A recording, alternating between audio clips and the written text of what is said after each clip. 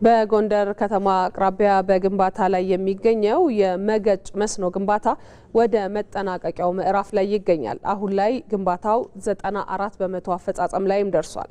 ፕሮጀክቱ ሲጠናቀቅ ከመስኖ ባለፈ ለጎንደር ከተማ አስተማማኝ ንጹህ የውሃ አቅርቦት እንዲኖር የሚያደርግ ነው። እዚህ ጉዳይ ላይ ተጨማሪ መረጃ ሊሰጠን ሪፖርተራችን ሙሉ ግርማይ በቀጥታ መስመራችን ላይ ነው የሚገኘው። ሙሉ እንዴት ቆይተሃል? የመገጭ የመስኖ ግንባታ የማጠናቀቂያ ምዕራፍ ላይ ደርሷል። እንዴት ተመለከትከው? አጠቃላይ አፈጻጸሙን ያየኸውን መረጃህን ብታጋራን።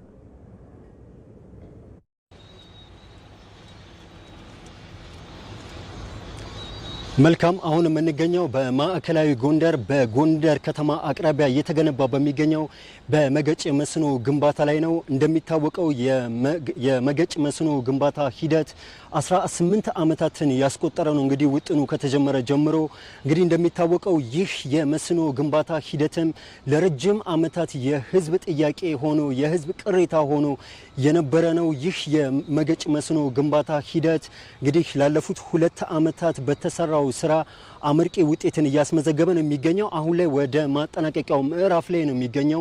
በዚህ ባለፉት 2 ዓመታት በተሰራው ስራም እንግዲህ ሌት ተቀን በመስራት ነው እንግዲህ አሁን ያለውን አፈጻጸም ወደ 94 በመቶ ማድረስ የተቻለው። እንግዲህ ቀሪ ስራው የሚሆነው አሁን ላይ የክረምት ወቅት እንደመሆኑ መጠን አንድ የሸክላ አፈር የሚሞላበት አካባቢ ላይ ይህ የክረምት ወቅት የዝናብ ወቅት እንደማያስሞላ ነው የተገለጸውና ይህ የክረምት ወቅት እንደተጠናቀቀም ይህንን አጠቃላይ ያለውን የግድቡ ሙሌት እንግዲህ በመሙላት በማጠናቀቅ ቀሪ ስራዎችን በማጠናቀቅ አጠቃላይ ለነበረው ለጎንደር ከተማም ለውሃ አቅርቦትና በአጠቃላይም ደግሞ ለመስኖ ልማት የሚውል ነው። እንግዲህ ያለን አጠቃላይ ሁኔታውን ስንመለከት የዚህ የመገጭ መስኖ ግንባታ ለጎንደር ከተማ የንጹህ ውሃ መጠጥ አቅርቦትን ከማቅረብ ባለፈ አጠቃላይ የግንባታው ሂደቱ ሲጠናቀቅ 17000 ሄክታር መሬትን ማልማት የሚያስችል አቅም ይኖረዋል። በመጀመሪያው ዙር ደግሞ እየተሰናዳ የሚገኘው ለ7000 ሄክታር መሬት የሚሆን መገንባትን የሚያስችል የመስኖ ልማት ዝርጋታን የተካሄደለት ይህ የመገጭ መስኖ ግንባታ ሂደት አጠቃላይ ከነበረበት ችግር ወጥቶ አሁን ላይ ወደ ማጠናቀቂያ ምዕራፍ መድረሱም